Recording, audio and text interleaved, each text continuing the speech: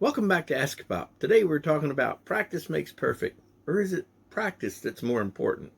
Growing up with a very young and very active mom and dad as a child of the 70s, I think it was inevitable that I was going to be in sports, especially since we drove our mom and dad crazy. Most of the time, just because of the way we could tell by the way she'd say, "You kids," or "When does school start back up again?" So, being a three-sport athlete in a small town, I had a whole lot of coaches, and most of them were absolutely awesome. And I can still quote a lot of the things that they drilled into us during those practices decades ago.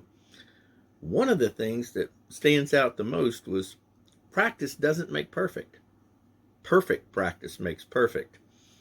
And he was absolutely right. Whether it was on the football field, heck, I took that off over into the wrestling mat and into the baseball diamond as well, because bad habits will really get you hurt if you practice them long enough. Wait a minute.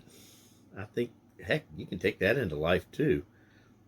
Coach, I think you were onto something, because whether you're pulling down the line on an isolation play, or you're dragging your finger on the mat for that perfect sweep, or you're clearing your mind for a good devotional session, it's not the practice that's important. It's the time that you're going to devote to whatever it is you're going to do. That's really, and the focus that you're getting ready to do with it.